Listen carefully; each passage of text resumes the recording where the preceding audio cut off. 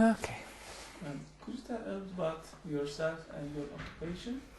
My name is Ted Streuli, and I'm a journalist, and I'm the managing editor at the Journal Record here in Oklahoma City.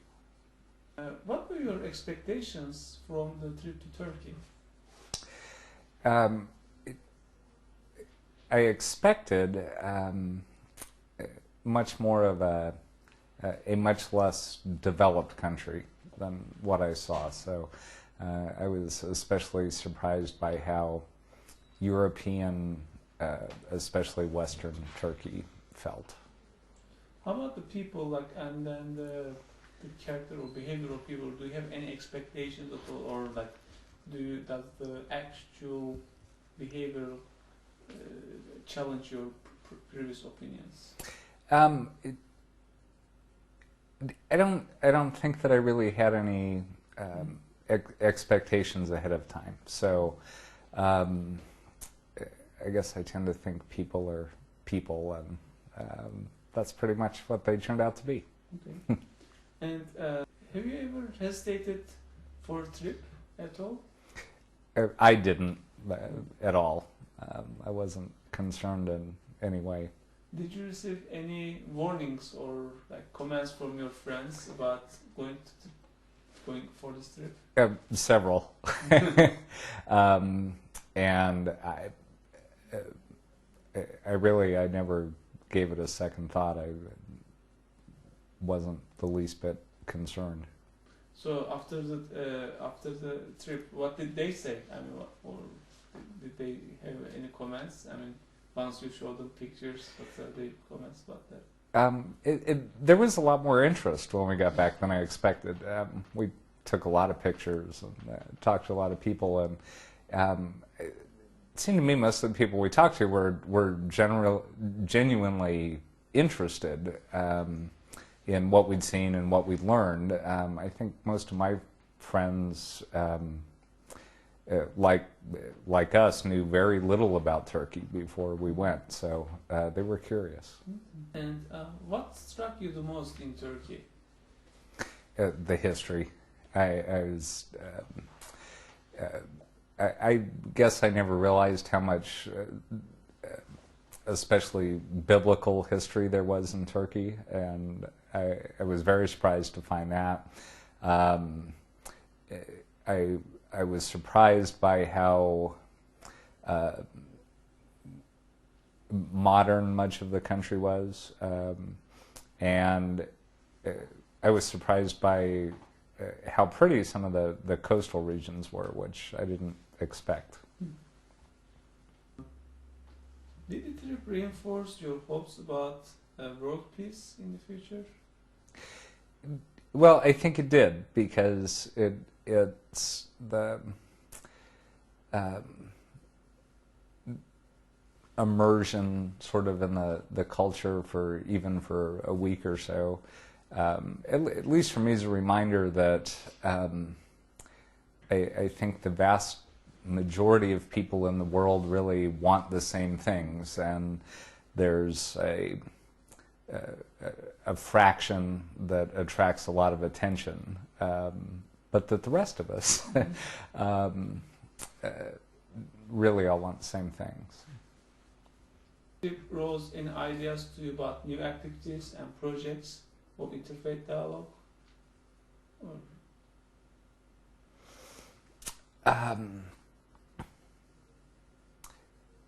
Not specifically, but we talked a lot. We certainly hope it continues to grow. And did the trip help anyhow to reevaluate yourself, or to go back to yourself and have any impact on your on you?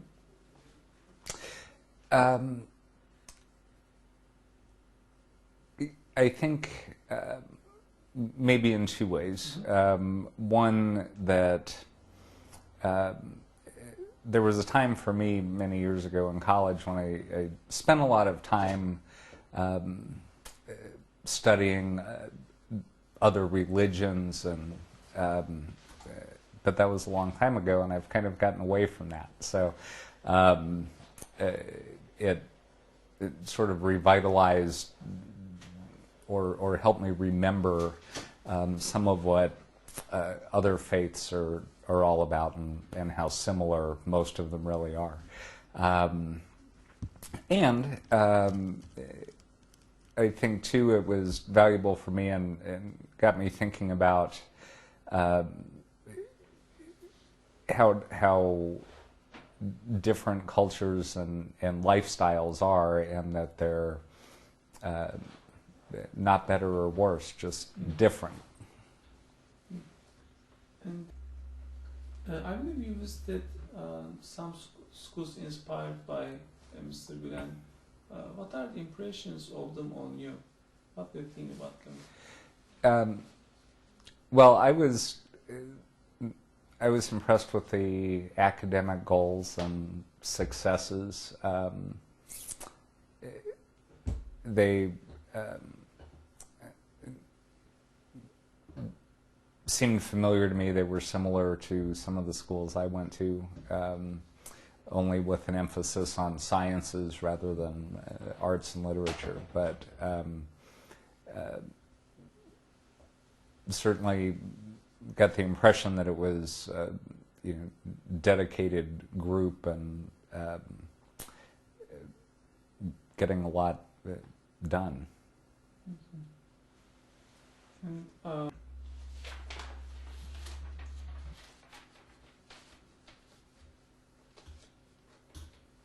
did you hear about Mr. Gülen prior to going to Turkey? No, I'd heard his name mentioned, but just once. So afterwards, did you have a chance? I mean, after the trip, did you? What's the impression on him? What do you think about him, and what is his work and about his works? Well, most of what I learned about him, I learned during the trip, and talking to sponsors and people we met while we were there, and the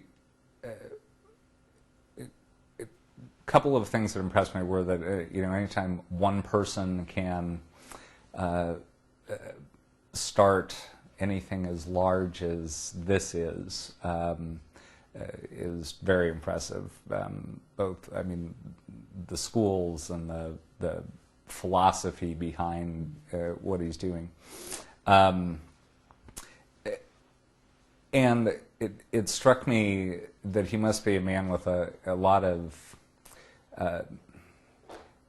insight, I guess is the right word. And there was some discussion while we were there about how these trips got started after the September 11th incident, and I thought that ability to sort of look at his own culture and say, boy, if we thought we had an image problem before, we really are going to have an image problem now, and we need to